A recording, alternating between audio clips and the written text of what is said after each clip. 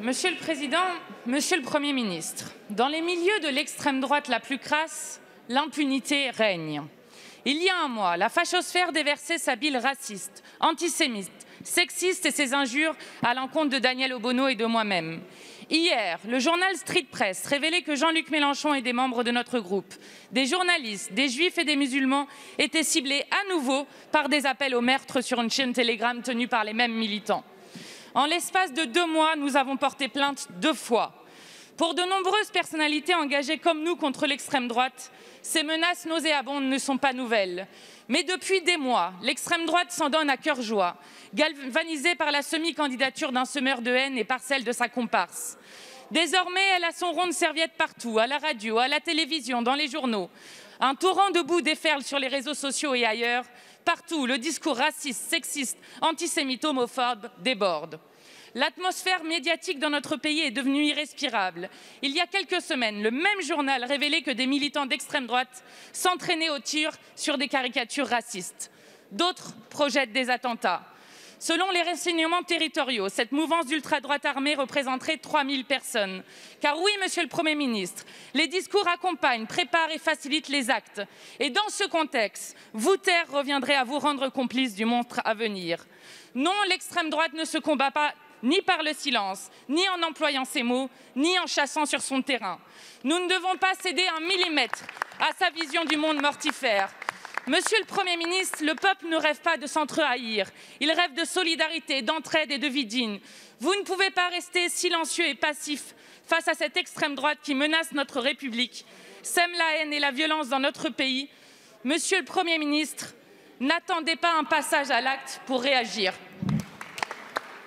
Merci, Madame la Présidente. La parole est à Monsieur le Premier ministre.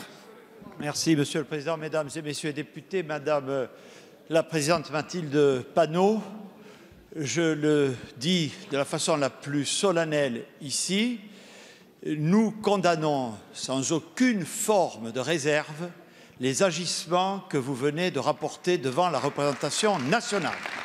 Ils sont parfaitement inadmissibles. Oui, il existe des réseaux actifs d'extrême droite, pas que d'extrême droite d'ailleurs, mais c'est sur cela que vous m'interrogez, en particulier les vilains fachos que vous avez cités ne cachent pas, je le dis publiquement, mais vous le savez, leur fascination pour le Troisième Reich. Ils le disent, s'en revendiquent.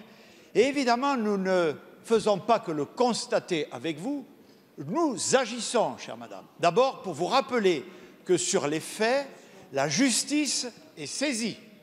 Deuxièmement, nous renforçons nos moyens parce que derrière ça, il y a la haine sur les réseaux sociaux, dont on sait, dans le cas précis que vous citez, mais dans d'autres exemples, les ravages qu'elle peut causer. Alors vous me posez, que faisons-nous? D'abord, la représentation nationale a agi en introduisant dans le droit français, par anticipation des directives européennes, dont nous espérons bien, Mesdames et Messieurs les députés, qu'elles aboutiront pendant la présidence française de l'Union européenne, les textes relatifs à la haine en ligne. Oui, je dis ça, mais c'est une réglementation évidemment internationale qu'il nous faut, parce que les émetteurs, ils peuvent être hors du territoire national, et vous le savez. Et vous le savez aussi. Deuxièmement, la plateforme Pharos, qui est un service de la police nationale, un service de la police judiciaire, est saisi de ces faits. Enquête, nous les avons, le ministre de l'Intérieur les a renforcés. Il y avait 32 agents en 2020, nous sommes aujourd'hui à 54 agents. Cette plateforme surveille et signale évidemment à la justice tous les faits que vous condamnez à bon droit. Justement, puisque je parle de la justice, je vous rappelle également que nous avons créé depuis le 1er janvier de cette année un pôle national de lutte contre la haine en ligne actif au parquet de Paris. 140 dossiers sont actuellement examinés par ce parquet spécialisé. Je vous remercie.